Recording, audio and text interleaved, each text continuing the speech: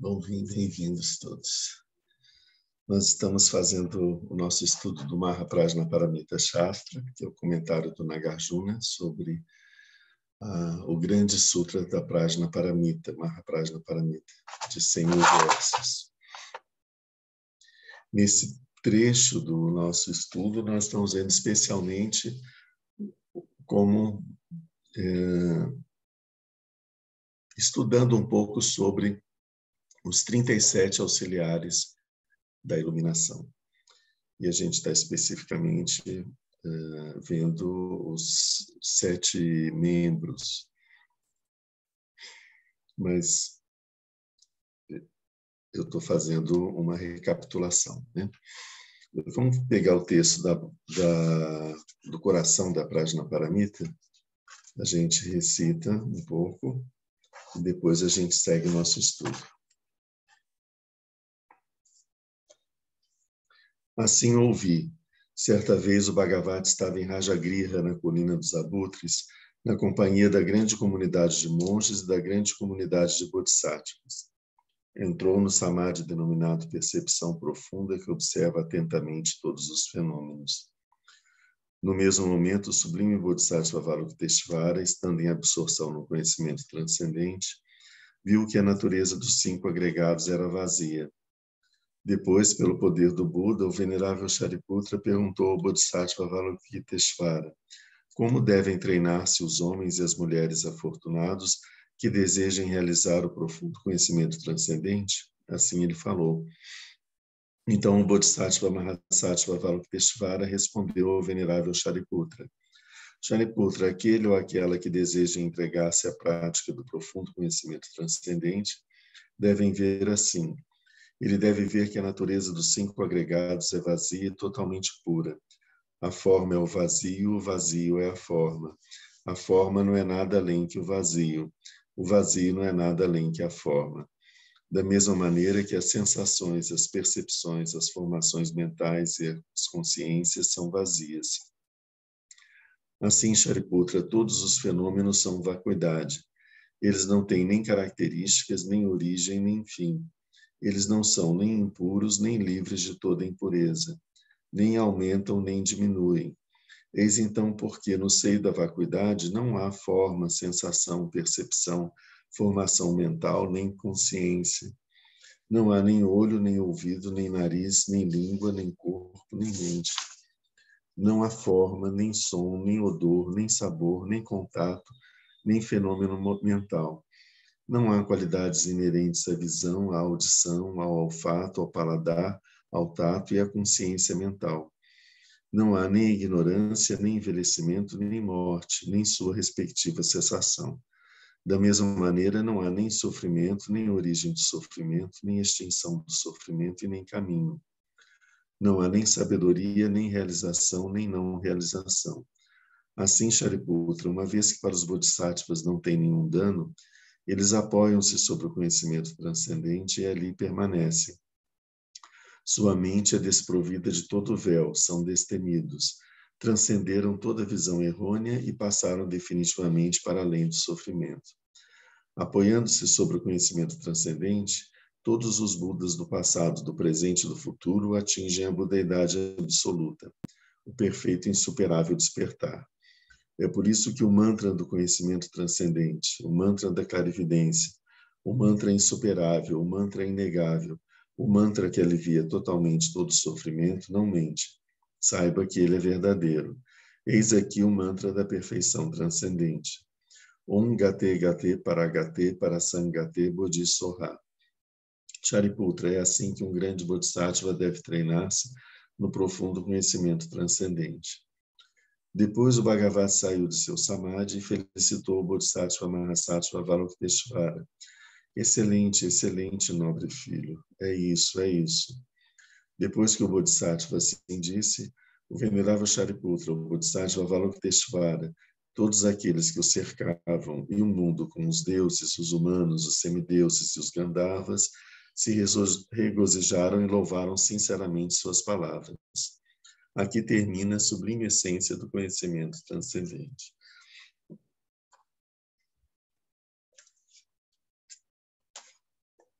Vocês viram no finalzinho da prece do Dorje Shantuma, que a gente recitou antes da dedicatória, aquele trecho: que em todos os meus nascimentos possa não estar separado do perfeito Lama.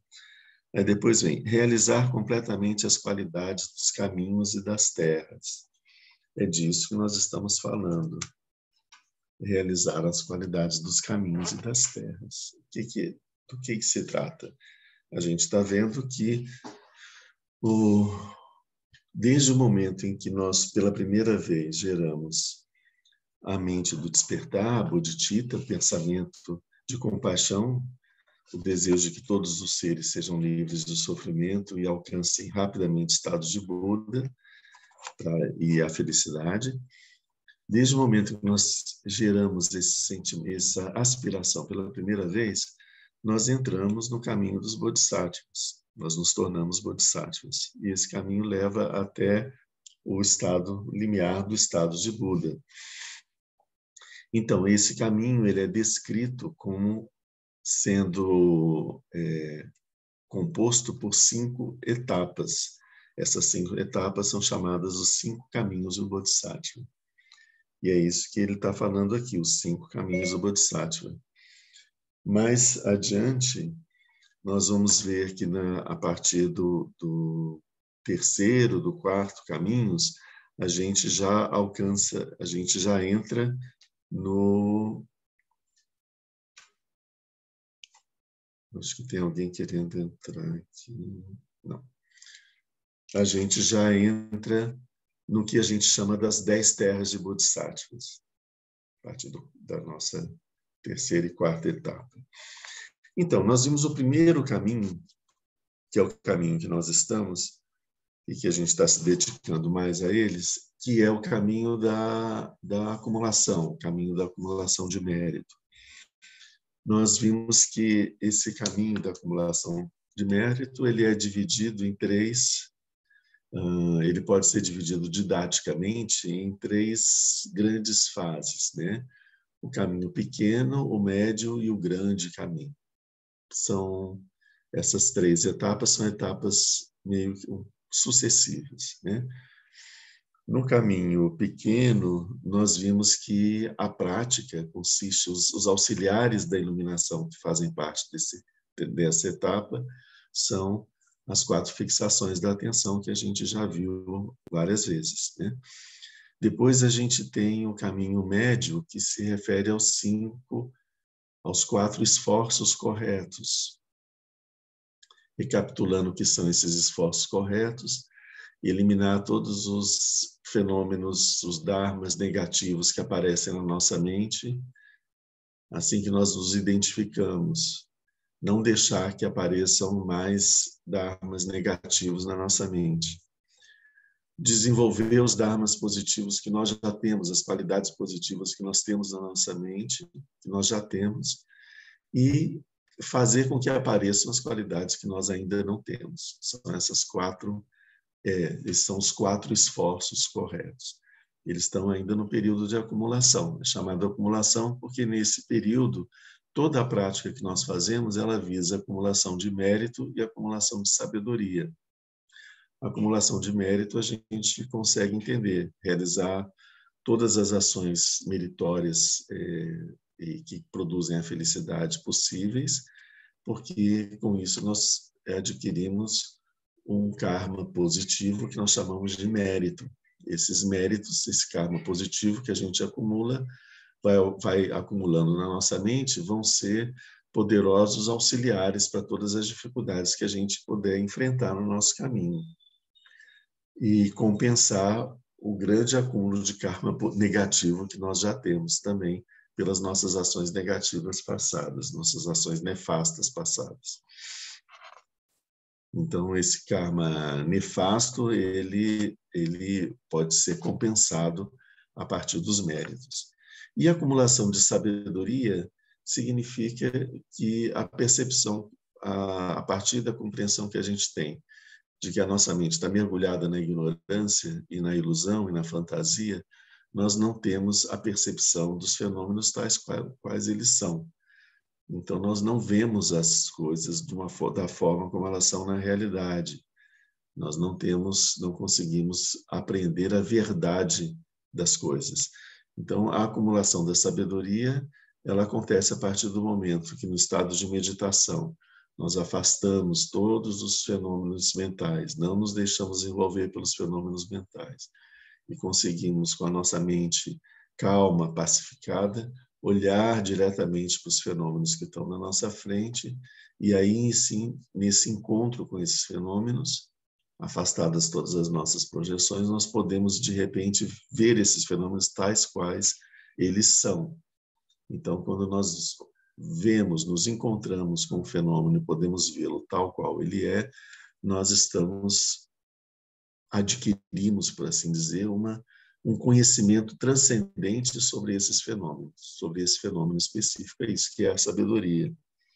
Então, a acumulação de sabedoria é a acumulação de momentos em que nós tivemos uma visão clara, perfeita, direta dos fenômenos sobre nós mesmos ou sobre o mundo. E isso também vai acumulando. São como luzinhas que vão acumulando na nossa mente e que aos poucos elas vão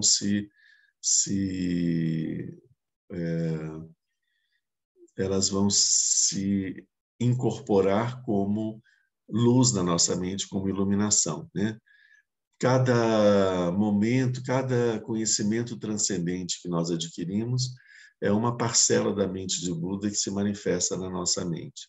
Então, quanto mais nós acumularmos conhecimentos transcendentes sobre nós e sobre os fenômenos, mais a mente de Buda se manifesta claramente, espontaneamente, sem obstáculos na nossa mente, e a nossa mente vai se tornando, aos poucos, iluminada.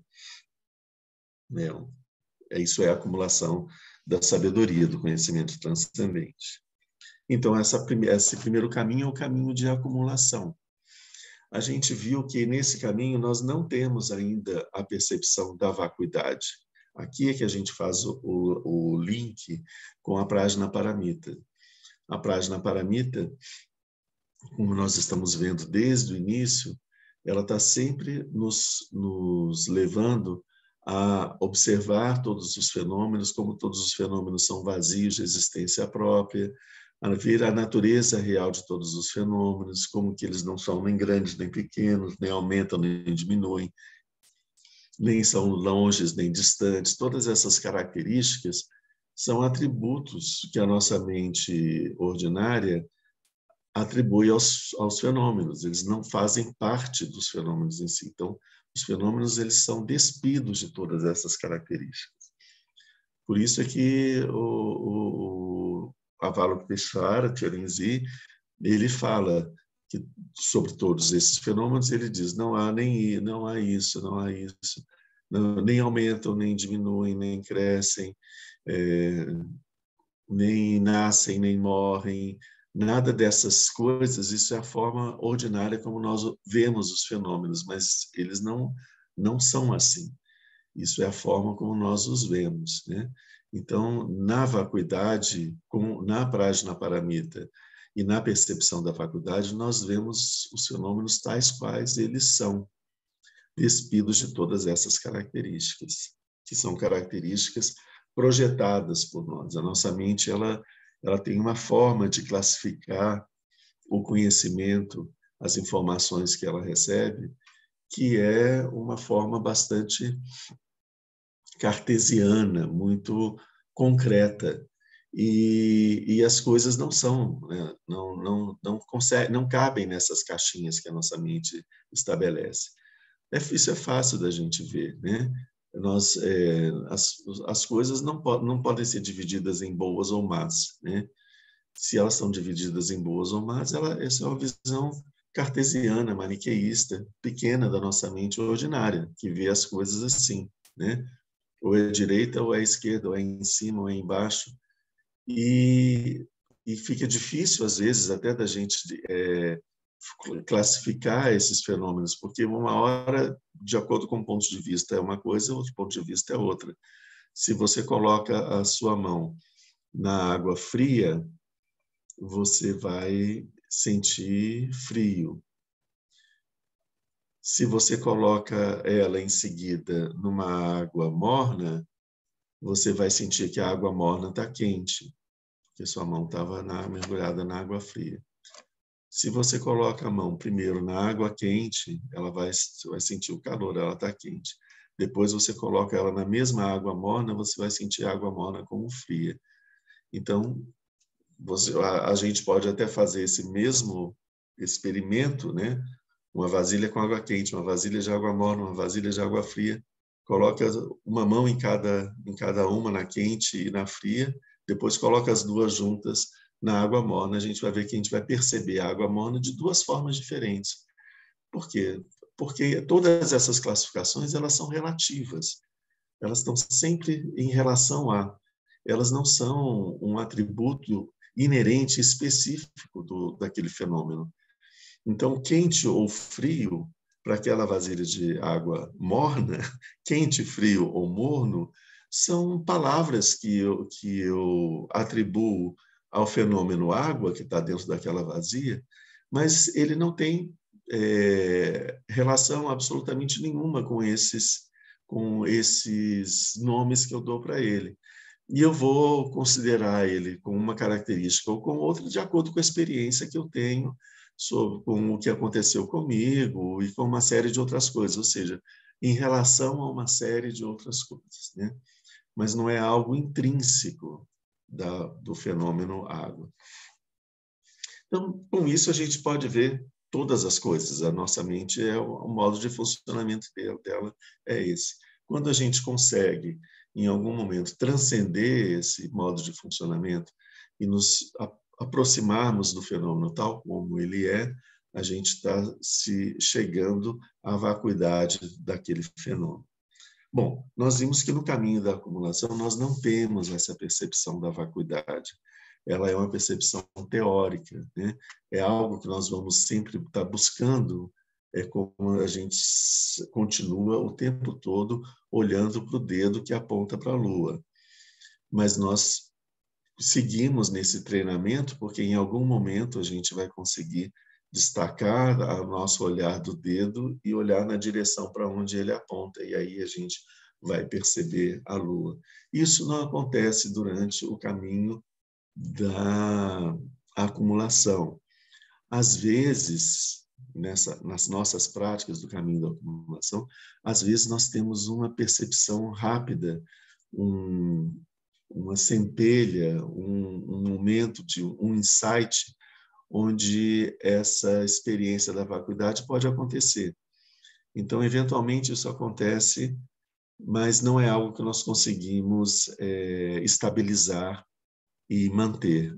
Acontece quase um pouco como independente da nossa vontade, né? Então, sim, pode acontecer. Mas não é a experiência que nós temos habitual do caminho da acumulação. Nós vimos sobre duas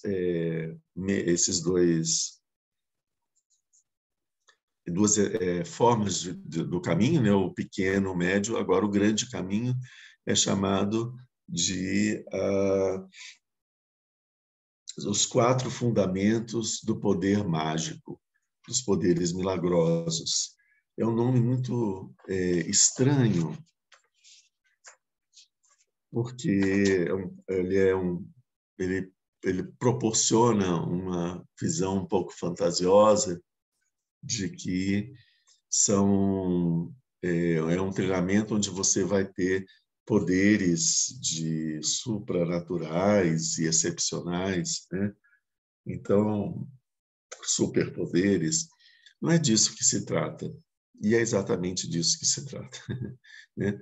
Porque aqui os 4 fundamentos do poder mágico são 4 fases específicas da meditação. São os nossos treinamentos na meditação. E por que então não é nada muito absurdo, que ultrapassa tudo, né? Uma coisa supranatural. Não é disso. A gente está falando sobre o treinamento da meditação. E por que ele é chamado de os fundamentos do poder mágico? Porque os poderes que os Siddhis têm, que a gente já vê nas histórias dos Siddhis, são poderes adquiridos a partir da prática da meditação. E poderes que vêm da compreensão que eles têm da vacuidade. Então, se um determinado yogi de que faz já treina a sua mente com bastante atenção e cuidado, ele, em determinados momentos, ele consegue voar nos ares, ou então andar sobre as águas, ou mergulhar na terra e sair do outro lado. São coisas, ele consegue fazer isso a partir da realização que ele tem da vacuidade desses fenômenos, de perceber que não existe solidez na terra, não existe fluidez na água, e que com isso ele pode andar sobre a água ou entrar dentro da terra, porque a concepção que nós temos da materialidade desses fenômenos foi transcendida por ele. Então, isso ele só consegue alcançar essa compreensão da vacuidade a partir de um momento da mente, de estabilidade da mente. É uma mente sem distrações que consegue perceber a vacuidade dos fenômenos, né? Então, se você vai atravessar uma parede achando que, teoricamente, essa parede é vazia, você vai se esborrachar nela, né? Mas se você, a partir do momento que você vê ela como vazia, você realiza ela como vazia, é impossível que ela não seja vazia, porque é óbvio que ela é vazia, você passa por ela porque ela é vazia. Então, é por isso que esses grandes yogis têm esses poderes.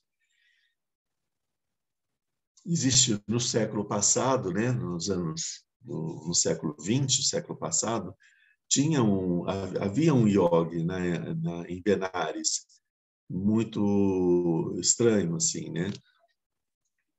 Ele era muito branco e obeso, e ele andava nu pela cidade, e algumas vezes a polícia prendeu ele, algumas vezes tentaram prendê-lo, talvez, acho que ainda na época do Império Britânico, né?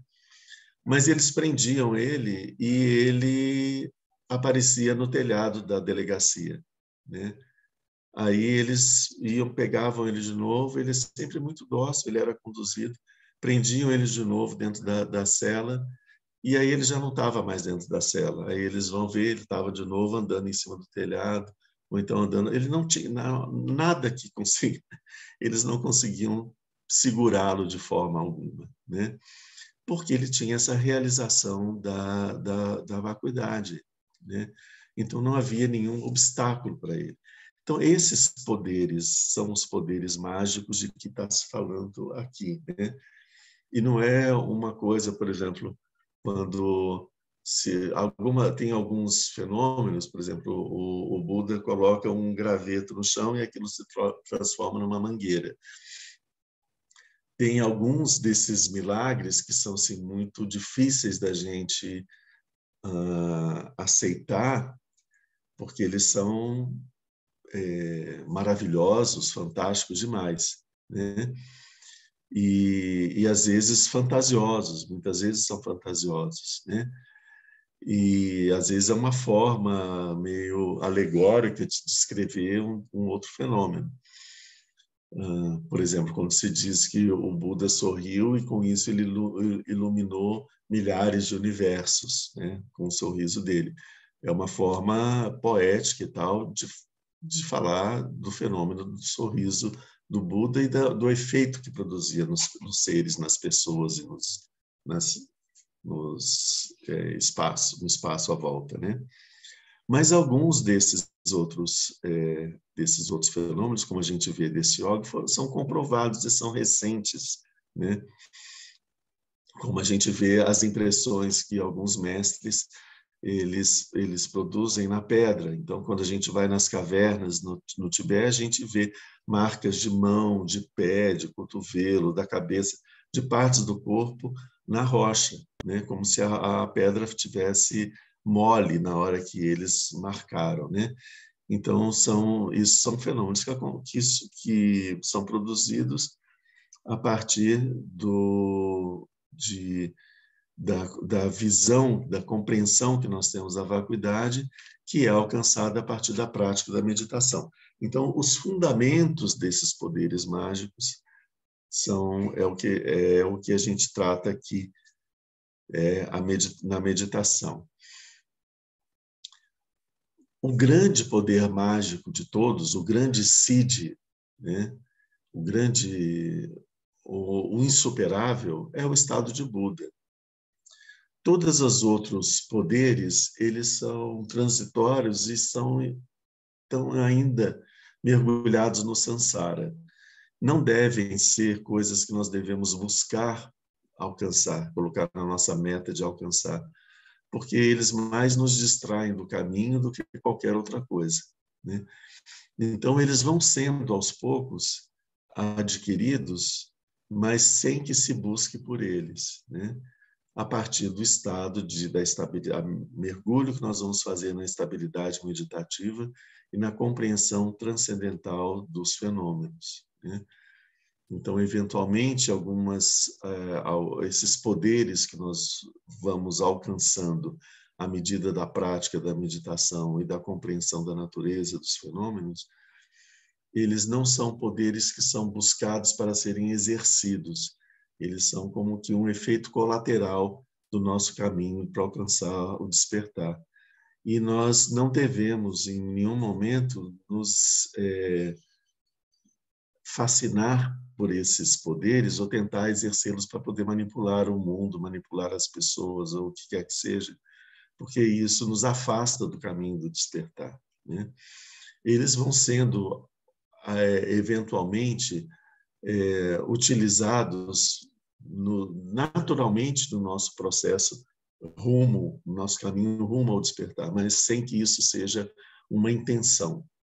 É isso que é importante a gente ver. O grande Siddhi de todos, o grande poder de todos, é o estado de Buda. E é isso que nós devemos buscar. Antes de alcançar o estado de Buda, ao longo do caminho, nós vamos ter a capacidade de perceber o que as pessoas estão pensando, nós vamos ter o poder de observar as pessoas e ver vidas passadas dessas pessoas, nós vamos ter o poder de cura, vamos ter várias outras coisas que vão surgindo por conta da nossa prática da meditação e da visão transcendente que a gente vai ter dos fenômenos. Mas, como eu falei, não são poderes que nós devemos buscar como objetivo, porque isso nos faz mergulhar mais profundamente no samsara e podemos nos tornar poderosos semideuses ou poderosos deuses ou poderosos espíritos ávidos, né? Mas ainda mergulhados no samsara, porque por trás disso tudo tem um ego tentando manipular o mundo e as pessoas através de poderes especiais que de repente ele adquiriu, né? Então a gente tem que ter um cuidado com isso. Então é isso que a gente viu aqui da questão desses 4 fundamentos dos poderes mágicos, que é esse caminho, o grande caminho, do caminho da acumulação. O que ele se refere? A alcançar esses 4 fundamentos, eles são a forma da gente poder alcançar um estado de estabilidade meditativa. Esse estado de estabilidade meditativa são chamados de dhyanas. Nós vimos isso quando nós estávamos estudando a paramita da concentração. Nós vimos sobre os 4 dhyanas. Então, no primeiro, como que a gente alcança o primeiro desses dhyanas? E vamos entender o que é isso. No próprio texto diz, eliminando 5 objetos e afastando 5 coisas e exercendo 5 práticas. nesses 5 objetos que ele diz, eliminando 5 objetos, ele fala especialmente dos 5 desejos sensoriais. O que é esse primeiro dhyana? O primeiro dhyana é o primeiro nível, ele equivale ao primeiro nível do mundo dos deuses, que está fora do reino do desejo. Nós temos o reino do desejo, o mundo do desejo, como ele é chamado, ele corresponde, tem essas 6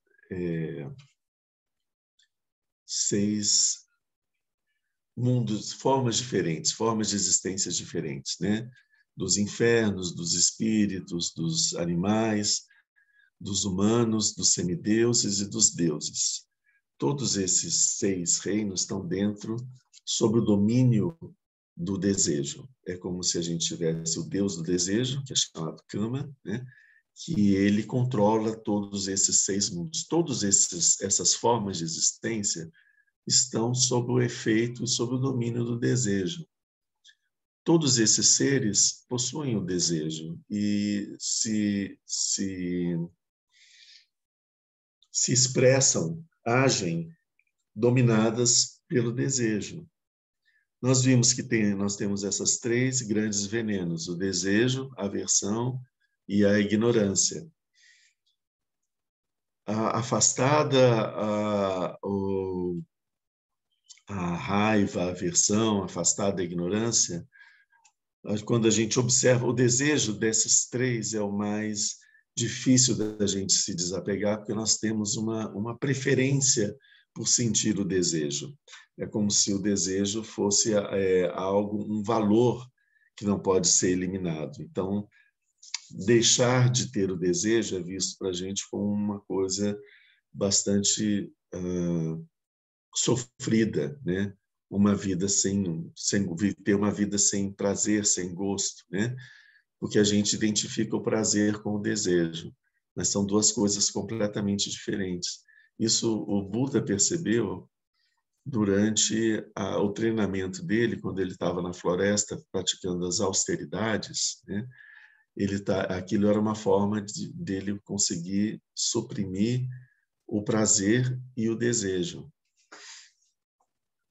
Por isso é que ele fazia aqueles exercícios de passar 15 dias sem comer, comendo apenas 1 grão de arroz, ou então passar algum tempo em pé, numa perna só, ou um tempo todo sentado, sem se levantar, ou prendia a respiração, ficava sem respirar, ou então várias coisas que exercícios espirituais que ele ia fazendo, eram todos no sentido de controlar o corpo e para que o corpo não experimentasse prazer, né? Esse é o caminho da mortificação. Ele seguiu o caminho do hedonismo durante uma parte da vida dele, onde ele tinha todos os prazeres. Meu telefone está falando aqui.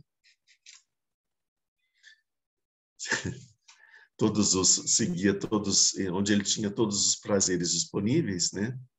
E depois, nesse período, ele experimentou o oposto, que é o caminho da mortificação, onde ele se negava a todos os tipos de prazeres, né? Todos os prazeres sensoriais. E ele percebeu que esse caminho não levava ao despertar. E que o problema do samsara não era no prazer, né? Enquanto você está preso nessa dualidade prazer e dor, prazer e sofrimento, você está preso no samsara, porque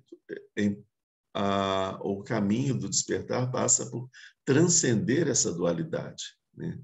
De prazer. As coisas não. Prazer ou sofrimento são atributos que a nossa mente dá para para as nossas sensações ou para os fenômenos. O que, num determinado momento, é sentido como prazer, pode, em outro momento, ser sentido como dor ou como sofrimento, e vice-versa. Então, essa classificação de o que é prazer, o que é dor, o que é felicidade, o que é sofrimento, não é intrínseca aos fenômenos ou às nossas sensações. Elas são atributos da nossa mente. Então, o que o Buda percebeu é que o problema não é o prazer, o problema é o desejo. Existe uma diferença entre o desejo e o prazer. No desejo, você quer estar experimentando uma coisa que não está presente. Ou, quando você está experimentando aquilo que você deseja, o desejo é de que aquela experiência não acabe, né? Então, ou que você a perca e nunca mais você possa tê-la de novo. Então, esse é o desejo. O prazer é a experiência em si, né? Então, o Buda ele abandona a guerra contra o prazer e ele passa a se concentrar sobre o desejo. Então, você experimenta felicidade, experimenta sofrimento. No momento que a felicidade está presente, experimenta-se a felicidade. No momento que o sofrimento está presente, experimenta-se o sofrimento. Mas sem querer sem querer vivenciar uma coisa que não é real, que não está presente, né? Experimenta-se aquilo que é real, que está presente naquele momento, a verdade daquele momento, né? E a gente observa o quanto que as coisas são realmente prazer e sofrimento, o quanto que isso não é atributo que a gente entrega para isso.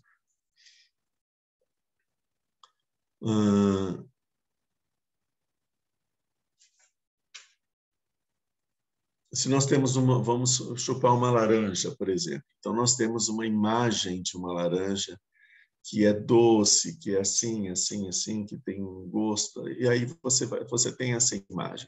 Aí você pega a laranja e chupa a laranja. O gosto que você experimenta não corresponde ao gosto da imagem que você tinha, que você queria. Aí você diz, essa laranja está azeda, essa laranja está passada, essa laranja está seca, essa laranja está muito verde, essa laranja está muito madura. Você comparando com um padrão irreal que estava na sua cabeça. Com isso, você deixa de experimentar o prazer inerente a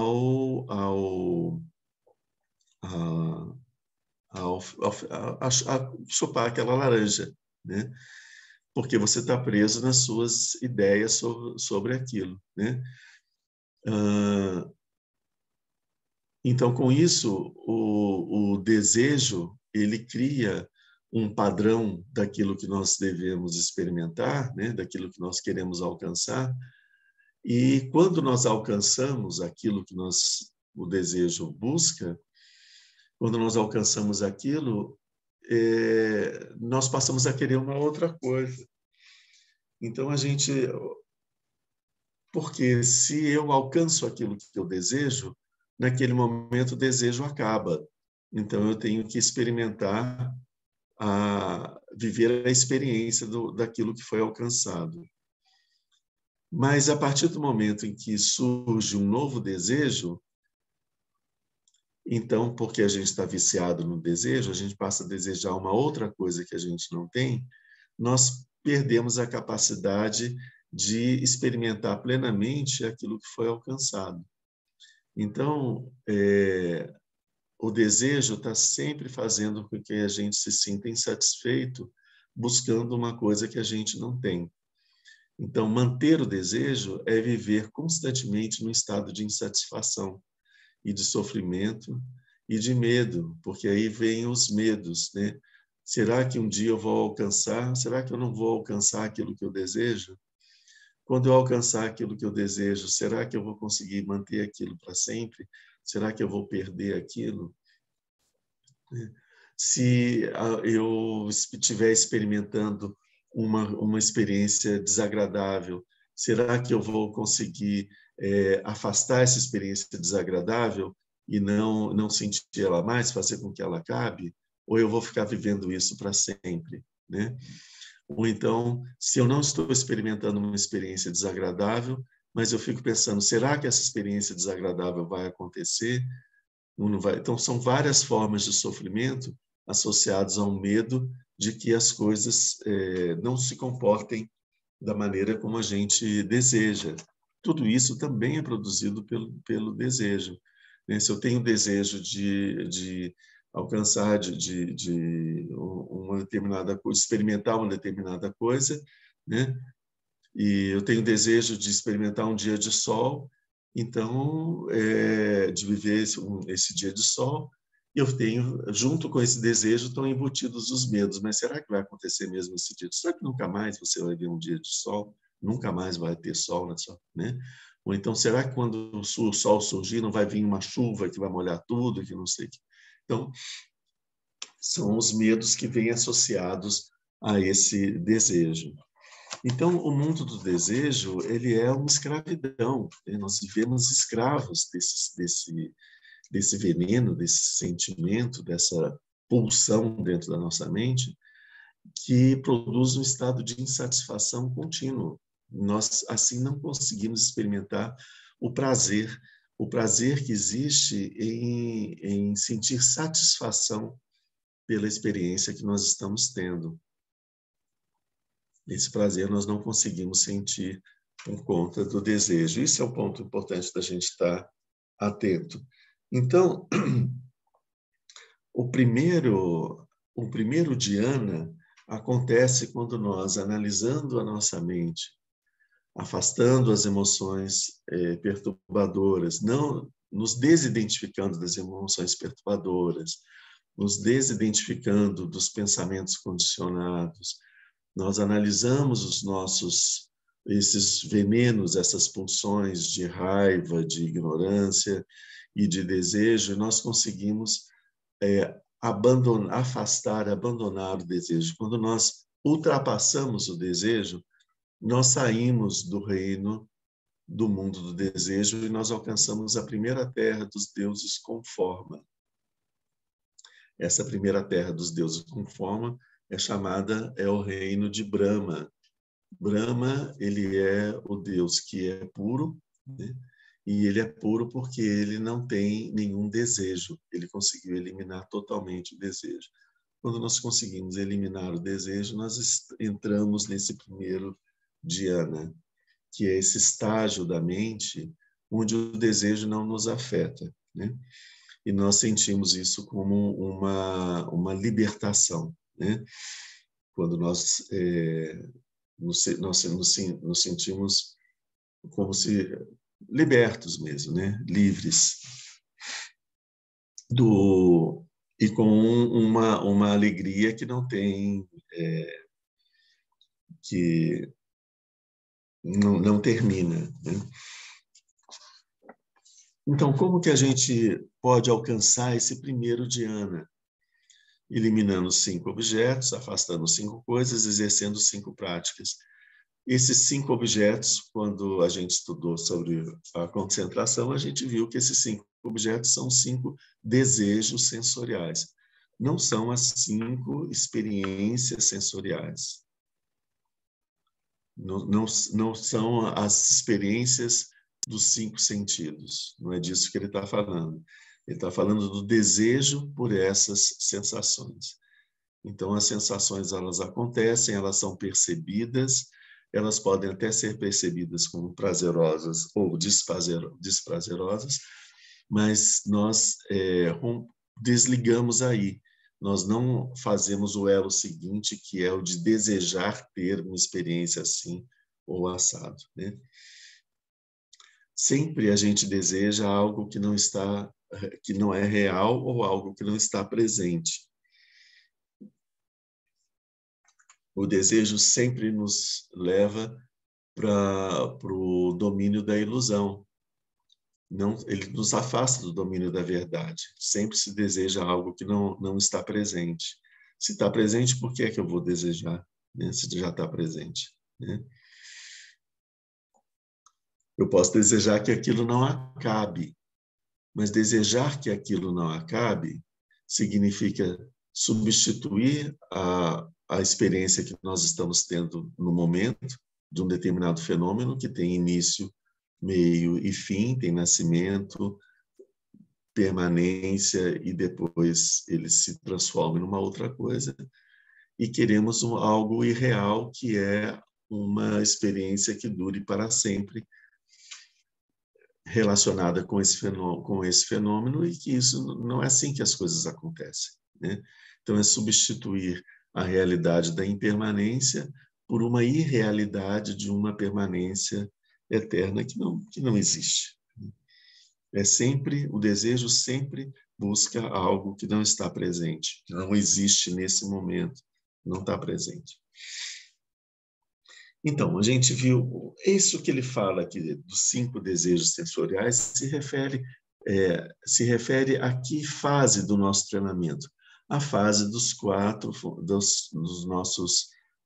fixações da atenção. Nas 4 fixações da atenção, nós, com a nossa mente, nós buscamos uma visão mais próxima, mais real do que significa o nosso corpo, do que é o nosso corpo. Depois, uma percepção mais real de o que são as nossas sensações, uma investigação sobre as nossas sensações. Depois, uma investigação sobre os nossos pensamentos e sobre o nosso ego, o nosso eu. E, por fim, uma investigação sobre a natureza dos fenômenos. Essas são as 4 fixações da atenção. Então, essa fase do eliminar os 5 desejos sensoriais, ela está embutida, ela acontece quando a gente está fazendo a investigação sobre as nossas sensações e percebendo como as nossas sensações são muito mais atributos que a nossa mente dá às experiências sensoriais que a gente tem. Então, elas não são tão independentes assim. O que nós vamos sentir em relação aos fenômenos depende muito mais da nossa mente do que dos fenômenos em si, né? Isso que é o que a gente já viu. Então, esse eliminando os 5 objetos se refere a essa fase do caminho. Afastando as 5 coisas, esses 5 obstáculos, que são... Aqui a gente tinha visto, quando a gente viu sobre a meditação, esses 5 obstáculos: a cobiça, a maldade, a crueldade, que é o desejo de fazer o mal, a apatia, a preguiça, o torpor, a falta de controle sobre si mesmo, a indisciplina e o arrependimento, e o 5º, a dúvida. Esses 5 elementos que estão aqui, eles se referem aos 4 esforços corretos, que são de afastar esses fenômenos assim quando eles aparecem na nossa mente. Então, nos nossos 4 esforços corretos, quando nós estamos nessa fase do caminho, né, nós vamos perceber que, de repente, nós identificamos na nossa mente um sentimento de maldade, de crueldade, um desejo de que alguém experimente algo ruim, né? Alguém experimente algum tipo de sofrimento, né? Acontece, não são todas. Algumas pessoas, às vezes, sentem isso, né? Mas quando a gente investiga a nossa mente, a gente, né, percebe isso na nossa mente. O que é que nós vamos fazer? Nós temos que eliminar essa maldade assim que ela aparece. Os 4 esforços corretos. Eliminar uma maldade que não existe ainda na nossa mente, mas que pode aparecer. Então, a gente tem que não deixar que essa maldade apareça, né? Depois, substituir essa maldade, né, fazendo cultivar os sentimentos de benevolência em relação aos outros, que já existem na nossa mente, e depois fazer surgir os sentimentos de benevolência que ainda não surgiram na nossa mente, certo? Então, aqui, em relação a esses 5 obstáculos, isso acontece exatamente nessa fase que a gente chama dos 4 esforços corretos. certo? Que nós vimos na semana passada. Depois vem a terceira fase. A gente está vendo aqui esses caminhos, esse caminho da acumulação dividido em três caminhos menores, né? O caminho pequeno, o médio e o grande caminho. Eles podem ser vistos de uma forma sucessiva. Primeiro, a gente trabalha sobre as meditações sobre a fixação da atenção. Depois, nós trabalhamos sobre os fenômenos que aparecem na nossa mente, que nós temos que eliminar, que temos que cultivar. E depois, então, a gente vai para os fundamentos do poder mágico. Mas isso pode acontecer, a gente está, às vezes, fazendo a prática da fixação da atenção sobre o nosso corpo e em seguida a gente está trabalhando sobre uma coisa que surgiu na nossa mente que a gente quer eliminar. Depois a gente volta a trabalhar sobre a fixação da atenção sobre o nosso corpo. Aí a gente tem um estado de estabilidade meditativa, que é algo que a gente está buscando nos fundamentos do poder mágico. Então, elas podem acontecer ao mesmo tempo, né?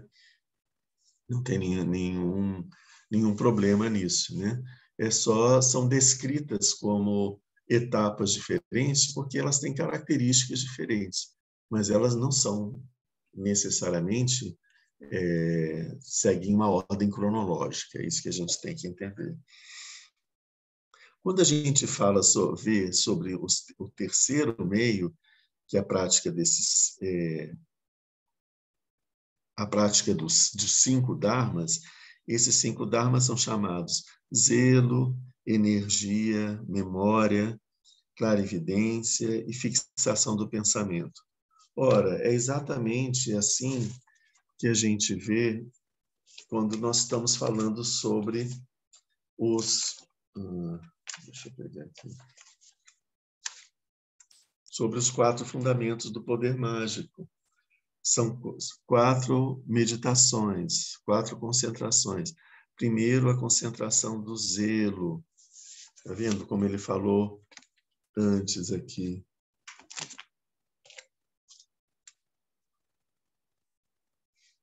A prática do zelo, o que ele chama de zelo ou aspiração, é quando aquela energia, por assim dizer, aquela energia mental, aquele fenômeno mental que faz com que nós nos voltemos para alcançar um objetivo e nos dediquemos a isso, né? Então, essa aspiração de alcançar o primeiro dhyana, de transcender o desejo, ela é a meditação, é o que ele chama da meditação do zelo. O cultivo é cultivar essa aspiração. Para que a gente possa cultivar essa aspiração do zelo, é importante que a gente tenha uma compreensão do que significa o desejo, que a gente tenha uma percepção do que o desejo tem feito na nossa vida e uma consciência clara de o quanto nós estamos escravizados a ele. Isso vai fazer com que a gente sinta uma necessidade de abandonar esse desejo. É isso. E com isso nós vamos ter, no início, nós vamos ter essa aspiração, como ele fala, essa aspiração que é o desejo de, então, alcançar um estado onde a gente não está mais dominado pelo desejo, a gente possa simplesmente usufruir com contentamento do prazer, da alegria, da felicidade, que é o estado do primeiro dhyana. Então, uma das características da nossa experiência meditativa é essa aspiração da gente transcender o estado em que a nossa mente está. Esse é o ponto.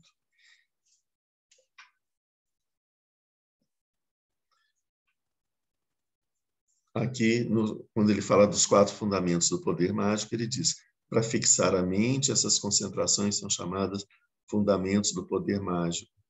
Então, o objetivo aqui é a gente poder fixar a mente. Nós estamos com a nossa mente distraída. O que aconteceu durante o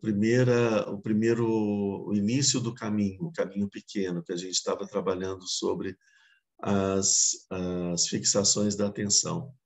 Nós nos dedicamos bastante sobre uma meditação bastante analítica sobre o nosso corpo, as nossas sensações, os nossos pensamentos. Então, a nossa mente, ela se fixou muito sobre os fenômenos, sobre os pensamentos. Então, ela ficou muito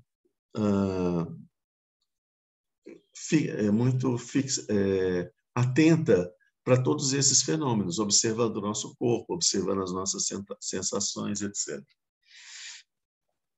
Depois, quando a gente trabalhou sobre os esforços corretos, nós estávamos no estado observando a nossa mente, percebendo fenômenos que aconteciam, nós íamos diretamente lá e trabalhávamos para poder eliminar aquele fenômeno, ou então cultivar, se era um fenômeno mental importante, né, meritório, que gerava felicidade, mérito. Vocês veem que todos esses dois momentos que eu estou descrevendo aqui, a nossa mente está ativa, ela está investigando, identificando e fazendo coisas, né? Fazendo coisas para que algumas qualidades sejam cultivadas e para que algumas qualidades desapareçam. Ela está em ação. Todo esse movimento perturba a nossa mente, né? Ela está empenhada em realizar um trabalho sobre si mesma. Então, quando nós chegamos nos 4 fundamentos dos poderes mágicos, o que nós precisamos fazer é pacificar essa mente que está agitada. E como ela está agitada, ela está distraída. É claro que durante essas 2 fases é importante um tanto de concentração e de não distração.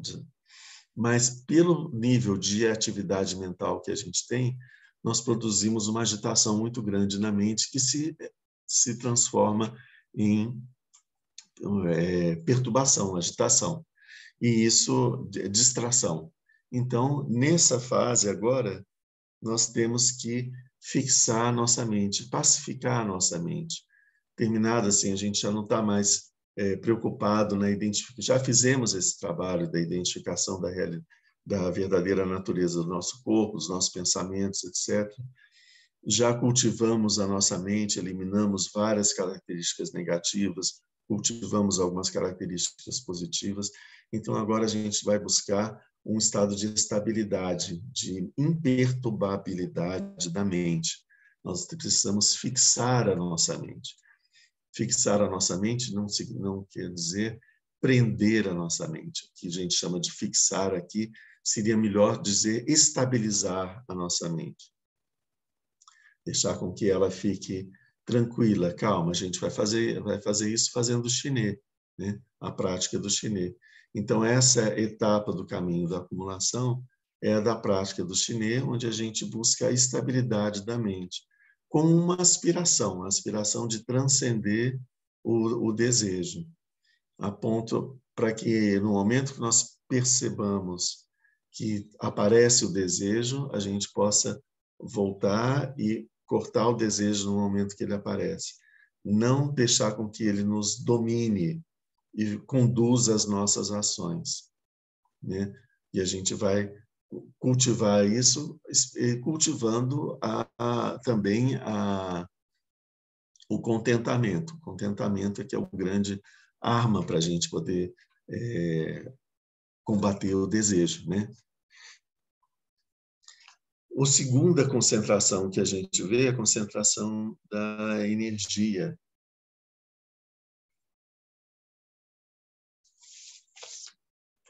Que é a energia necessária para a gente poder fazer tanto o cuidado com o nosso... manter os nossos votos, né? Fazer a nossa prática sem preguiça e com constância, e conseguirmos vencer as etapas da noite quando nós estamos praticando à noite. Para isso, a gente precisa de ter energia. Então, cultivar a energia ela é fundamental para a gente poder alcançar essa estabilidade meditativa. Senão, a gente, aqui nesse cultivo dessa estabilidade meditativa, nós temos que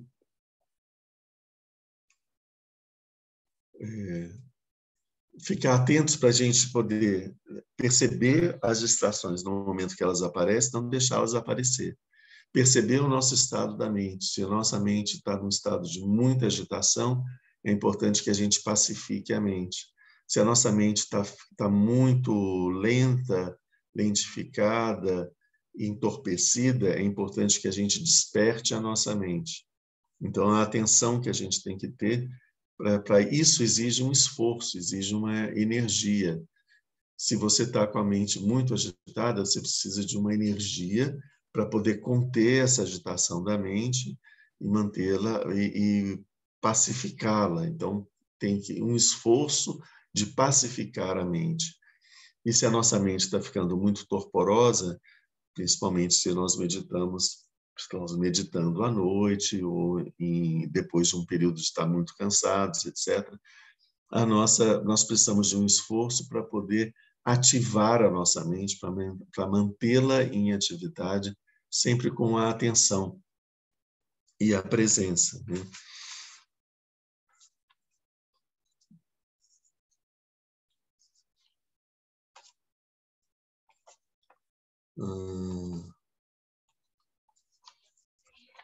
As 4 concentrações.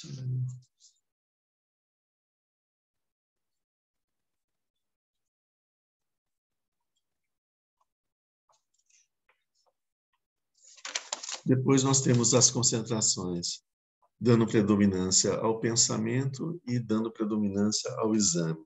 O que é isso que ele está falando?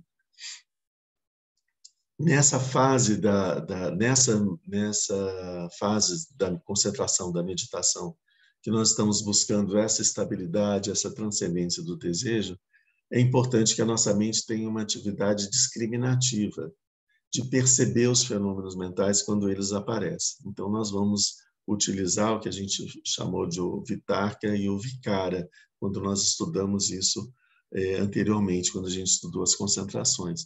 Então, é importante que a gente tenha uma capacidade de identificar os fenômenos mentais na hora que eles aparecem. E aí, observar o remédio que a gente pode dar para esses fenômenos. Nós temos que estar num estado de atenção. Sim, esse estado de atenção foi dado lá quando a gente falou do zelo, dessa aspiração. Esse zelo, veja a palavra, eu gosto da palavra zelo, porque o zelo ele implica num cuidado, ele implica numa atenção. Não é só um desejo, uma aspiração, mas ele implica uma qualidade de presença, de atenção, de percepção das coisas e de cuidado, né?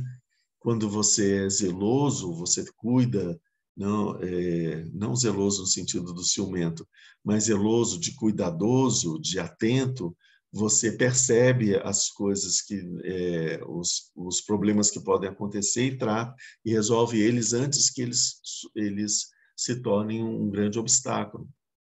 É isso que esse estado a gente tem que estar na nossa mente, um estado de alerta, de atenção, observando a nossa mente e percebendo quando a nossa mente se começa a se identificar com algum pensamento, com alguma distração, para nós podermos abandonar e rapidamente abandonar essa distração e voltar para o nosso estado de concentração. Então, essa atenção, isso está embutido no que ele fala dessa aspiração. Por quê? O nosso objetivo é alcançar esse estado de transcendência do desejo, certo? O nosso objetivo é esse, então nós temos que focar nisso. Qualquer coisa que nos distraia disso, nós temos que interromper e voltar para o nosso objetivo central, né? E as distrações, elas vão nos atrair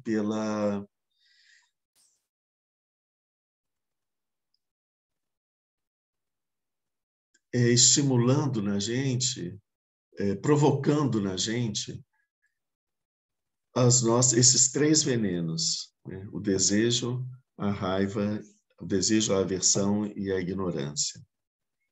Quando surge um pensamento, esse pensamento é identificado como algo desejável, algo indesejável, ou uma coisa que não me diz nada. Se ele é algo desejável, ao mesmo tempo, surge um desejo de cultivar esse pensamento, de ver aonde ele vai dar. E esse desejo prende a nossa mente nesse pensamento, a gente se distrai nesse pensamento. Às vezes, o pensamento é algo apavorante, uma coisa indesejável. Então, isso estimula na gente um sentimento de aversão a esse pensamento. E aí a nossa mente se prende no pensamento, na distração, com um sentimento de aversão, no sentido de querer afastar aquilo, não deixar que aquilo apareça.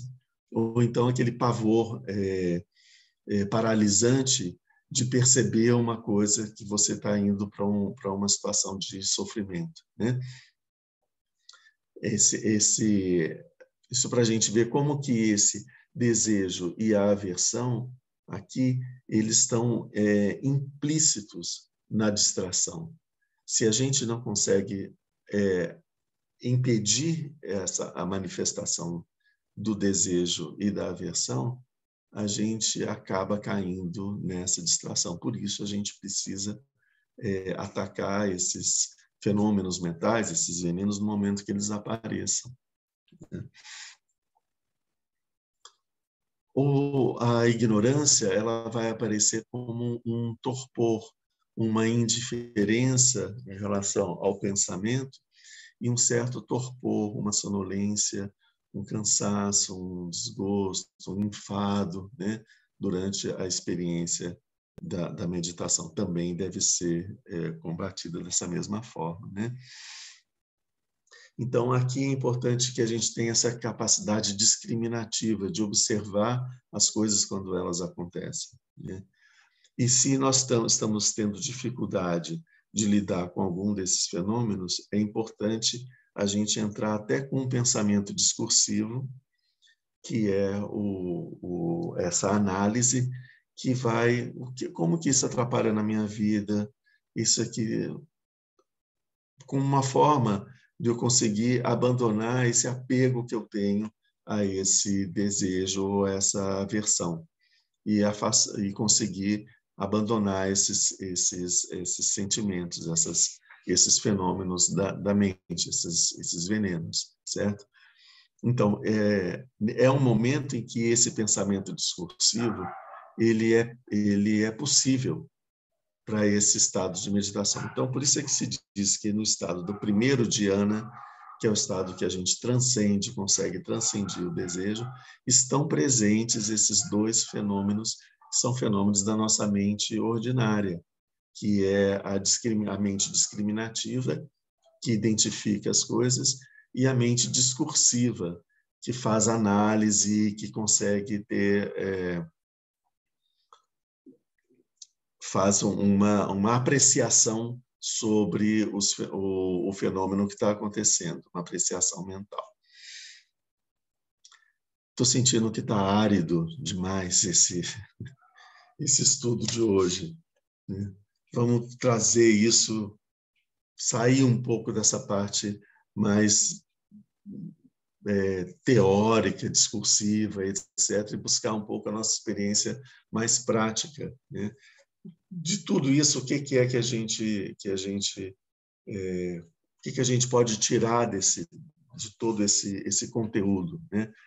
Primeira coisa, a compreensão, mais uma vez, que a gente tem que ter de que nós entramos no caminho do Bodhisattva, que o primeiro caminho que a gente tem é esse caminho da acumulação, que as nossas práticas têm que visar isso, o enfoque que a gente tem na nossa conduta, no nosso comportamento, para evitar de realizar atos negativos, atos nefastos que vão produzir sofrimento, informações kármicas nefastas na nossa mente, realizar todas as ações meritórias possíveis, mesmo as pequenininhas, né? Todas as que não deixar passar uma sem realizar, para poder acumular as qualidades e o mérito da nossa mente.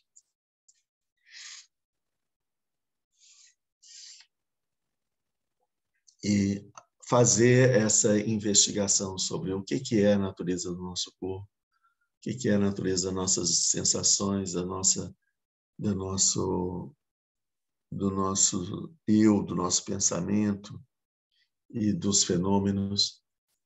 Quando a gente viu isso, a gente viu todo essas meditações, o objetivo delas era fazer com que a gente se desidentificasse com essas coisas. Por exemplo, a gente é tão identificado com o nosso corpo e é importante a gente compreender que o nosso corpo, que nós não somos o nosso corpo, né?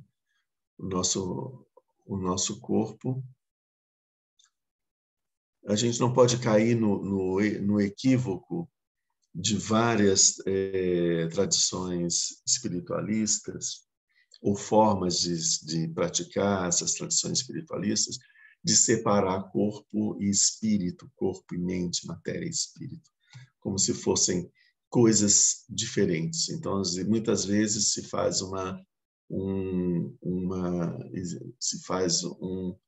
um processo de denegrimento do corpo, considerando o corpo como um lado animal que tem que ser afastado, eliminado, diminuído, controlado, não sei o quê. Todo esse discurso, né? Enquanto que a mente é a grande coisa, é isso que a gente deve estar buscando, a mente, ou o espírito, que seja, ou a alma, né? E o corpo é quase como um demônio e a alma é quase como um anjo, né? Então, essa percepção ela é totalmente equivocada. Não existe separação entre mente e corpo. Não existe diferença entre mente e corpo. Não existe distância, separação entre mente e corpo, entre espírito e matéria. São dois aspectos diferentes de uma mesma realidade. Então, a corporalidade, a nossa corporalidade, muitas vezes nós nos identificamos com ela de uma forma muito idealizada, né? E aí se usa alguns métodos para você perceber que esse corpo ele tem uma natureza material, né? E que faz parte da natureza dele. E que a gente tem que perceber isso, né? O nosso corpo ele é cheio de coisas desagradáveis, ele não é puro, né? Ele está sempre sujando tudo que ele toca e tudo que ele encosta, ele está sujando, ele produz muita sujeira, né? No nosso suor, na nossa respiração, nosso hálito e sem falar das outras coisas, né, que nós produzimos. Mas assim, para a gente perder um pouco essa visão romântica, o corpo é um templo de Deus, um templo do Espírito, então é um lugar puro, limpo. Não é um lugar puro, limpo, não é isso, né? O corpo ele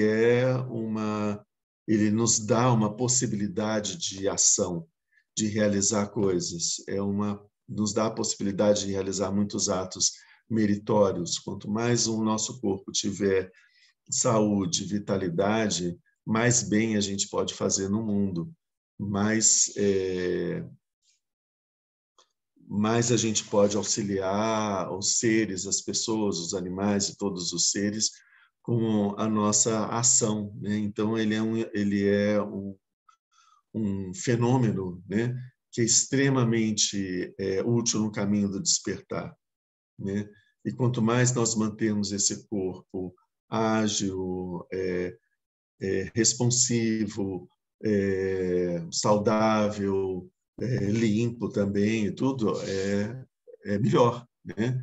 Mas sem que ele seja o nosso dono, né? E entender que o nosso corpo é uma manifestação de nós mesmos, não é a nossa essência, mas ele é uma expressão dessa nossa essência. Então, existe o nível de identificação que nós devemos ter com o nosso corpo, é de que o nosso corpo é uma expressão da nossa natureza. Então, tanto que é esse corpo e não é um outro. certo? Então, não é um outro qualquer, é esse corpo, porque ele tem, a partir de uma leitura do nosso corpo, nós conseguimos perceber quem é que está por trás desse corpo, que manifesta esse corpo dessa forma. Nosso corpo é uma expressão nossa, né? E da mesma forma, da nossa mente, né?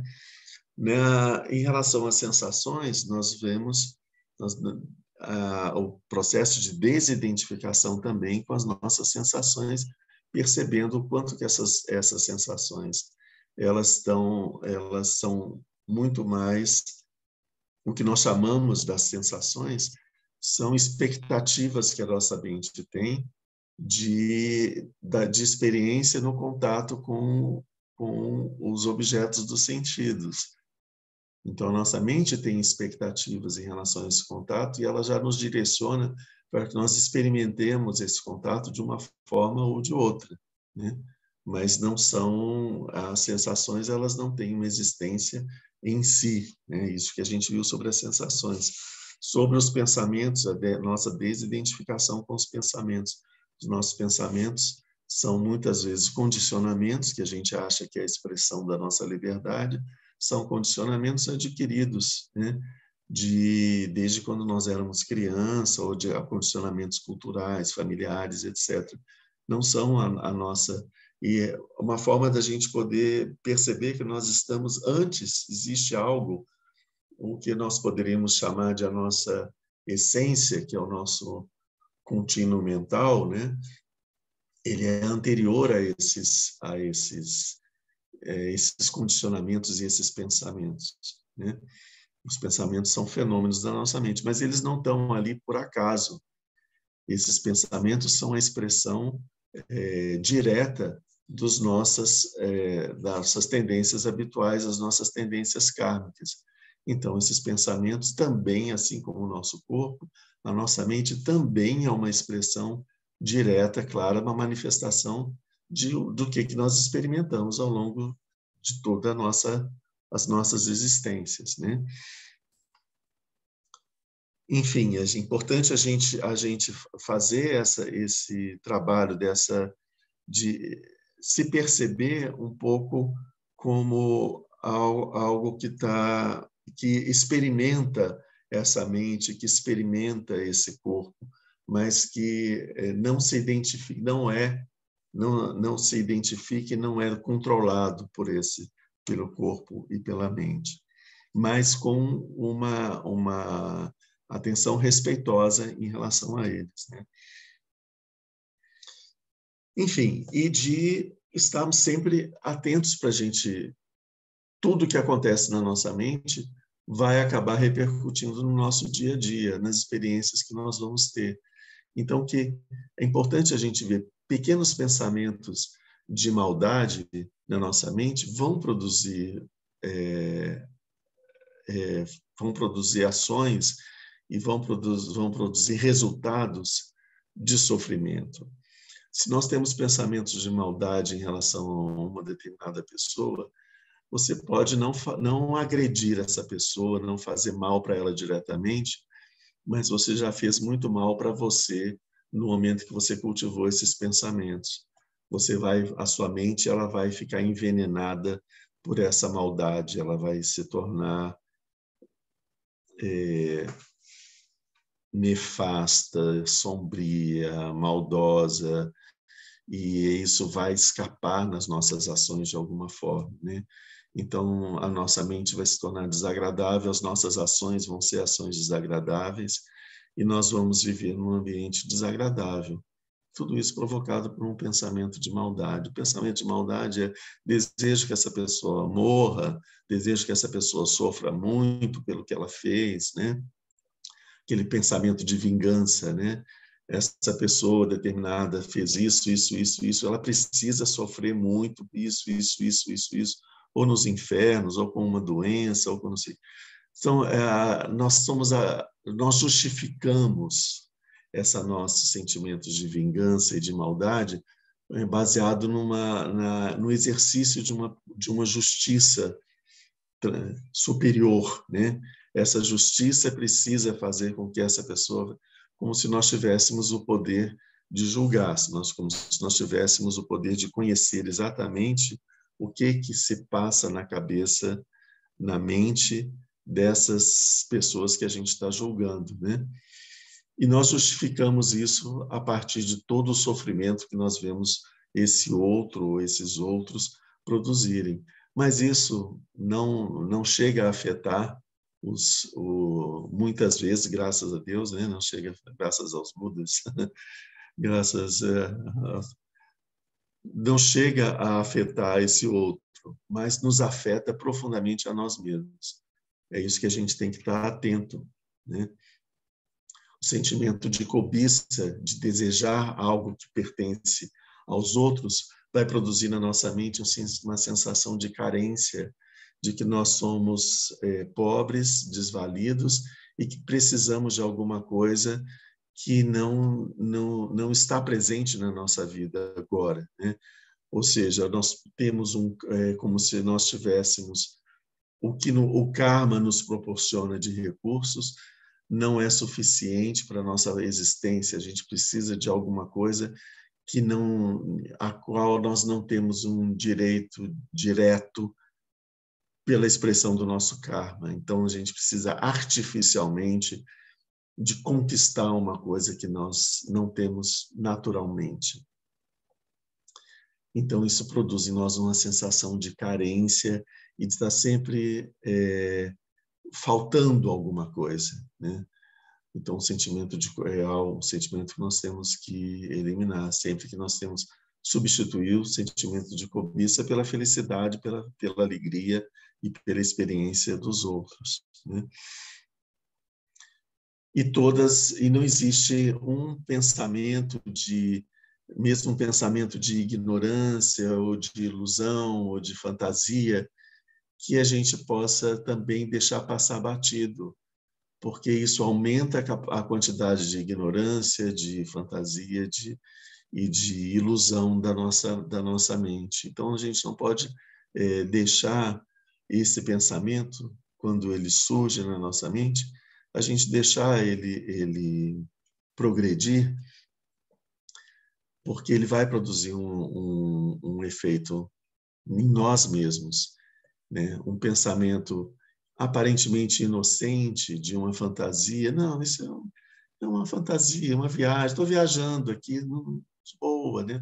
É uma viagem, eu sei que é uma viagem, mas que mal tem em fazer isso, né? Quando nós ficamos nesses pensamentos fantasiosos, o que a gente faz? A gente escurece a nossa mente, a nossa capacidade de discernimento e de percepção da realidade. Então, todos esses pensamentos também precisam ser identificados, precisam ser desmascarados e para que a gente possamos nos libertar deles, né? Tudo isso vai nos ajudar a alcançar o que a gente tanto almeja, que é a nossa estabilidade meditativa. Então, fazendo essas práticas no nosso dia a dia, não só no momento da meditação, mas no momento que a vida oferece oportunidade para a gente. A gente está vivendo uma coisa, a gente se lembra. E aí a gente fala, olha, tal coisa, isso aqui, aquilo, né, que o Lama falou, isso aqui é disso que o Nagarjuna estava falando aqui nesse momento. Então, nesse momento, a gente, olha só, então não posso cair nessa armadilha. E também durante a meditação, tanto durante a meditação como entre uma meditação e outra, né? No nosso dia a dia. Com isso, a gente vai conseguir, aos poucos, manter uma maleabilidade na nossa mente e aí fica mais fácil a gente alcançar essa estabilidade. E então os pensamentos vão aparecer, a gente vai falar, olha lá o pensamento, e deixa ele embora. E aí vai aparecer um outro, fala, esse pensamento, pois é, deixa ele embora. Aparece um outro, fala, de novo você está querendo me pegar, mas eu te conheço, deixa ele embora. Mas identifica ele. Cada vez que a gente identifica o pensamento, uma certa lucidez surge na nossa mente, porque nós identificamos, percebemos um fenômeno e a gente deixa ele embora. Então a gente começa a perceber os pensamentos faiscando como estrelas, centelhas, e são muitos. E a gente começa a perceber que existem vários outros pensamentos que a gente nem se dava conta, porque a gente estava preso na distração. Então, a gente vai estar com a nossa mente calma, pacífica, toda faiscante de ideias e de pensamentos. E a gente identifica eles e deixa eles lá e continua contemplando esse fenômeno que acontece na nossa mente. Esse é um estado da mente mais estável, que ela não é estável no sentido de inerte, ela é estável e como um espelho que consegue refletir as luzes que aparecem no céu, né? Ela é estável, mas ela é cheia de luminosidade, né? E essa luminosidade é essa lucidez da mente, a capacidade de visão e de compreensão.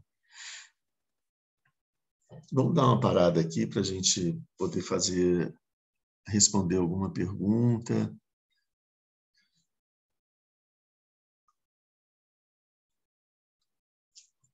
Antes de seguir. Lamadrimir, eu fiquei pensando em um pouco desse para que a gente alcance esse estado, né, de maior estabilidade meditativa. E quando você fala na percepção, claro, que a gente tem que estar com essa atenção plena ao pensamento que surge, sim, eu vejo e ele vai, assim como as sensações do corpo, as emoções, os sentimentos, que tudo surge. Porque tem a questão assim de deixá-los ir, depende também da gente identificar a presença. Então, por exemplo, o Mingyur Rinpoche ele faz uma sequência de tomar como suporte sensações, aí depois as emoções, os pensamentos como suporte da meditação, mas aí parece um paradoxo. E eu acho, por exemplo, trabalho com as emoções difíceis, a gente passa algum aborrecimento muito forte, por exemplo, e começa a remoer, ficar naquela ruminação mental mesmo, que aquilo provoca dentro. E eu vejo que enquanto a gente não assenta em meditação, aceitando e olhando para todo esse inferno emocional que fica desencadeado na gente, ele não dissolve. E não é porque tem isso, eu não posso não querer não ter os pensamentos, as emoções ou sensações ou todos esses fenômenos, mas é paradoxal, porque ao mesmo tempo que eu aceito, eu vejo e é dessa forma que eles se dissolvem. Eu sinto mais ou menos assim. E o trabalho com as emoções é muito, eu acho que assim, porque elas fisgam a gente de uma maneira muito difícil, né? Assim, a gente gruda em algumas emoções difíceis e é difícil. E eu acho que a libertação vem justamente da gente assentar com elas, tomando-as como suporte, né, dessa meditação. Então, eu queria que você falasse um pouquinho dessa questão, acho principalmente emoção, que eu acho que para mim é o mais difícil de trabalhar na meditação. Todos esses fenômenos mentais, assim, a gente tem que ver que a nossa mente, por causa das nossas formações kármicas, o que estou falando de formações kármicas? Hábitos mentais, formas de funcionamento da mente, né? Então, por causa de todos esses hábitos mentais, a gente tem um monte de argolas espalhadas em volta de nós o tempo todo, cheio de argolas. A gente está cheio de anéisinhos espalhados na nossa mente. E as emoções, quando surgem, elas vêm como um anzol. Então, elas vão com aquele anzol, elas pescam a gente. Porque a gente sempre tem um anelzinho que é enganchado por essa emoção. Ela sempre pega a gente por algum ponto, ou por uma experiência amorosa, ou por uma experiência profissional, ou então por uma experiência relacionada com as nossas vivências traumáticas de infância ou de algum momento que a gente está passando agora, a gente sempre tem alguma coisa, algum anelzinho que exposto, que a emoção pega a gente por aí. Não pega a gente sempre pelo mesmo lugar. Isso que eu estou querendo dizer, né? Ela pega a gente sempre por algum dessas excrescências que a gente tem, né? E o paradoxo que você falou na relação, por exemplo, com as emoções, e também vai ser com os pensamentos da mesma forma, ele vem o paradoxo existe uma diferença. Quando uma emoção surge e me toma, eu acredito na emoção, eu entro dentro da emoção e eu sigo o padrão daquela emoção, e com isso eu fui fisgado, eu sou jogado na montanha russa, né? E depois de tanto seguir pelaquela montanha russa, eu acabo sendo jogado fora, completamente destroçado, né? Depois que a emoção passa. A emoção acabou, sobrou só o bagaço, né? É diferente de eu jogar luz sobre a emoção, a luz da consciência, observar a emoção. Para que eu possa observar a emoção, eu não posso estar dentro. Eu tenho que me distanciar, sair dela e olhar ela funcionando. Então, esse é o trabalho da meditação sobre o suporte da emoção. Ela implica em que você esteja fora, porque se você entra na emoção, você perde essa capacidade de visão, né? Então, você tem que estar fora para poder ver ela acontecendo. E aí você vai poder aprender com ela, como que ela surge, o que ela produz. Você vendo o que ela produz, você consegue ter uma vontade maior de não se deixar levar por ela de uma próxima vez, né? E observar de onde que ela vem, quais foram os pontos aonde que ela te fisga, né? É sempre assim, né? O primeiro ponto é sempre não se deixar tomar pela emoção. Em seguida, observar a emoção. Depois, quando a gente está tranquilo, está conseguindo fazer isso de boa, né? Assim, olhar para onde ela surgiu e ver de onde que essa emoção surgiu. Que quando você volta o olhar para trás, né, para ver qual a origem dela, de onde que ela veio, ela se dissipa, né? Então, ela se dissipa e a gente adquire uma sabedoria relacionada com ela, né? Que a gente vê a origem, de onde que ela veio, a gente tem uma compreensão sobre a nossa natureza, né? Da mesma forma, seria bom, é bom a gente ter, em algum momento ainda vou fazer isso, né? Um estudo sobre as emoções, né? Dedicado sobre as emoções. Estou precisando ainda terminar um pouco esse estudo do Nagarjuna para a gente poder voltar a fazer, vir a fazer isso. Acho que seria muito bom, né? Da mesma forma também a gente vê com os pensamentos. A gente tem muitos pensamentos que a gente se agarra a eles e a gente vê, analisando esses pensamentos, a gente vê o quanto que eles são condicionamentos e devem ser completamente eliminados, né? Obrigada. Daqui, assim, em seguida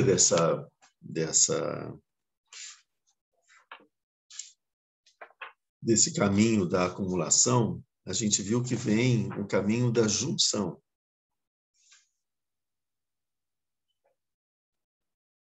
O que é esse caminho da junção? Depois que a gente alcançou esse nível de estabilidade meditativa, então a gente fala, eu preciso agora experimentar a vacuidade.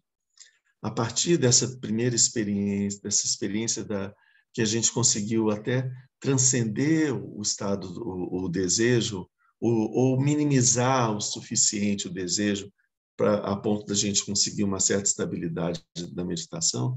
Então, a gente vai buscar a experiência experimentar a vacuidade. E isso é o chamado caminho da junção. É chamado caminho da junção porque ele junta o caminho da acumulação no próximo, que é o caminho da visão. Então, esse caminho da junção é todo o processo que a gente faz até alcançar essa visão, que é o ponto, que é o final do caminho da junção. Deixa eu explicar um pouquinho melhor. No caminho da junção, a gente vai desenvolver aquelas faculdades mentais que a gente viu, as faculdades da atenção, da energia, faculdade da concentração, que a gente estava vendo quando a gente viu sobre as 5 faculdades. Então, elas vão se desenvolvendo ao longo do caminho da junção. E elas se tornam forças. Então, no final do caminho da junção, a gente tem todas esses elementos como grandes forças dentro da... E aí, a nossa mente, nesse ponto, ela está apta para poder experimentar a visão da vacuidade, que vai acontecer a partir do caminho da visão, que é quando nós temos pela primeira vez, assim, de verdade, a experiência de o que é a vacuidade. Então, eu estou trazendo isso para mostrar que a gente precisa estar atento para aquilo que está presente no momento, né? A gente...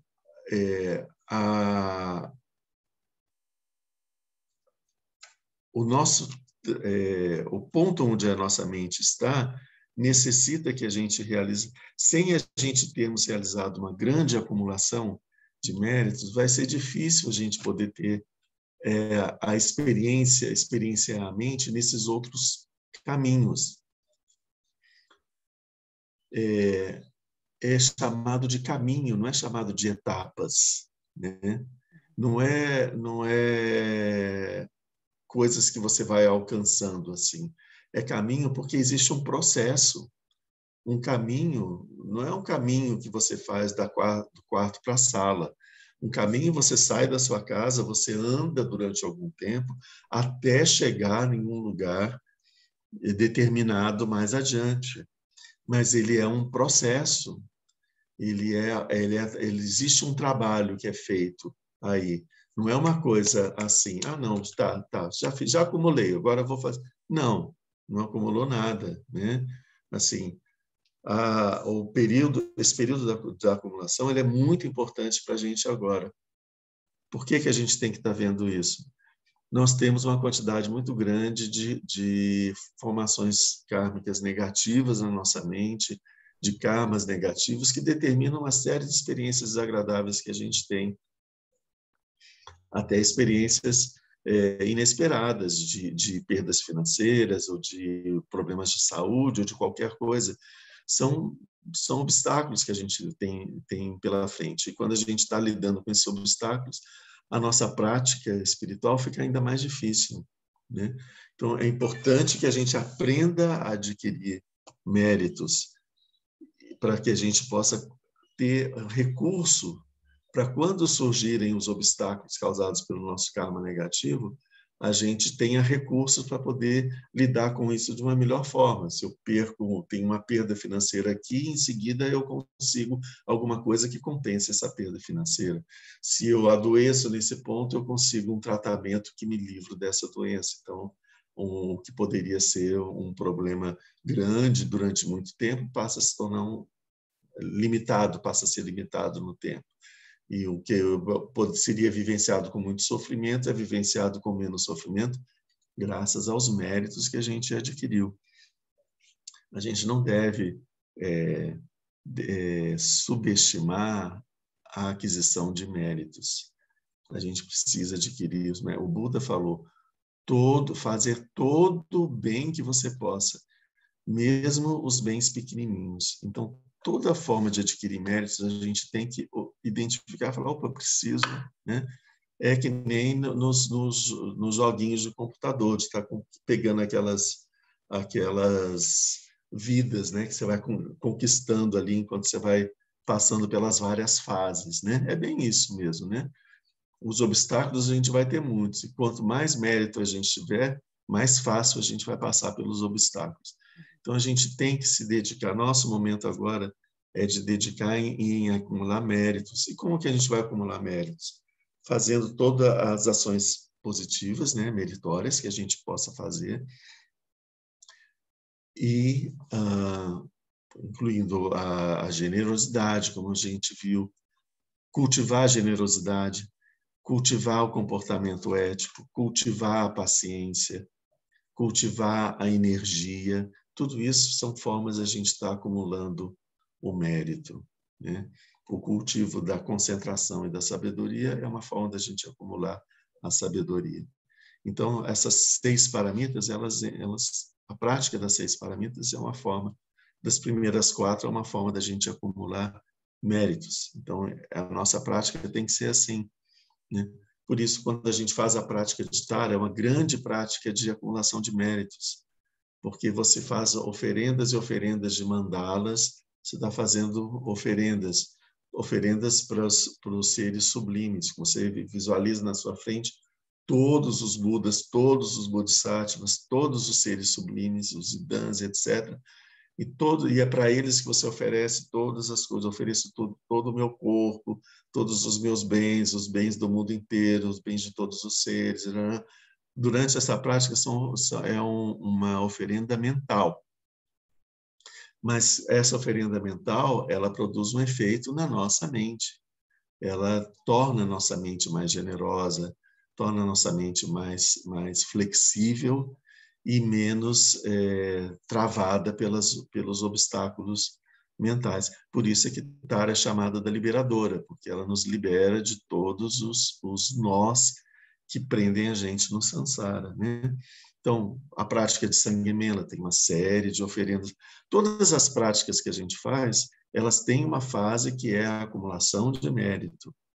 E depois, quando a gente termina a recitação do mantra, a gente entra no estado em que a gente se cala e a gente fica a mente no estado natural, que é o momento da acumulação de sabedoria, né? Na prática de Chirenzi, a gente tem a recitação do mantra como prática de acumulação de méritos. A gente tem a prece de 7 ramos, tem a acumulação de mantras, etc. É a fase da acumulação de méritos. Então, entender que realizar essas práticas, elas são importantes para a gente e no nosso dia a dia, através do nosso comportamento, fazer todo o bem que nós pudermos. E, principalmente, não realizar nenhum mal que surja a oportunidade, né? Parar imediatamente, romper isso, parar de fazer o mal, né? Então, mais uma vez a gente volta. Por que isso? Porque isso é importante nessa fase que a gente está. Isso é que vai nos dar o estado mental que vai permitir que a gente consiga fazer uma meditação sem problemas. Não é possível que você sente para meditar e alcance uma estabilidade meditativa se durante o dia você gritou com os outros, você criou discussões sem fim em torno de assuntos irrelevantes, né? Se você fez intrigas falando mal de algumas pessoas para outras e fez com que algumas pessoas se distanciassem, se separassem, ou criasse algum tipo de perturbação no relacionamento deles, se você cultivou a maldade dentro de você, se você cultivou a cobiça, o desejo, né? Se a gente faz isso durante o dia, na hora que a gente falou mentiras, né? Na hora que a gente senta para meditar, a gente vai querer encontrar alguma tranquilidade mental e estabilidade meditativa? É óbvio que não vai. A nossa mente ela está contaminada com tudo isso que a gente provocou nela durante o dia inteiro. Então, a nossa prática no dia a dia é o que vai determinar a qualidade da nossa meditação no momento que a gente sentar para meditar. E é claro que a qualidade da nossa meditação vai interferir na nossa prática do dia a dia, porque depois de você ter tido uma meditação bastante pacífica, sem muita agitação na mente e com bastante tranquilidade, você, durante o dia, vai conseguir superar os obstáculos e não gerar tantos problemas na sua mente. Uma coisa interfere na outra, né? Então, a gente vai utilizar a nossa meditação para a gente poder ter uma boa conduta durante o dia. Mas a gente tem que entender que uma conduta negativa durante o dia vai atrapalhar a nossa meditação, com certeza, né? Então, a gente não pode... Se a gente percebe que a gente está seguindo por esse caminho, é hora da gente parar, pedir licença, vai no banheiro, senta lá, fica lá no lugar fechado e respira. Respira, pacifica a sua mente, fala, não, preciso sair dessa história, tem que sair dessa história. E vai respirando, respirando, respirando, pacifique a sua mente e não posso mais continuar nesse processo, tem que sair disso, né? E sai de perto, né? Se você não consegue voltar de uma outra forma, sai de perto. É melhor você sair dessa situação do que você ficar nela e produzir mais confusão na sua mente e sofrimento para os outros, né? Então, mais alguma questão? Vamos ver se tem aqui. Tá, tranquilo. Tá. Então, assim, a questão para a gente entender do caminho da junção, ele é simplesmente aquela fase em que a gente vai acumulando essas forças para poder conseguir chegar no caminho da visão. E o nosso próximo encontro, a gente vai estar na primeira terra de Bodhisattva, chamada Alegria Suprema, né?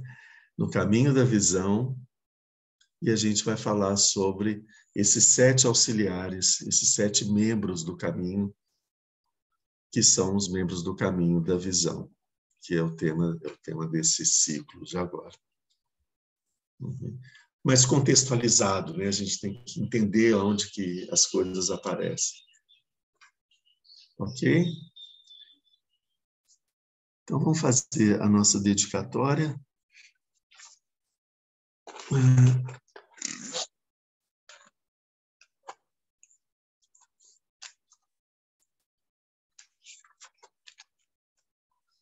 Graças a essa virtude, tendo realizado rapidamente o Mahamudra, possa eu conduzir a esse estado todos os seres sem exceção.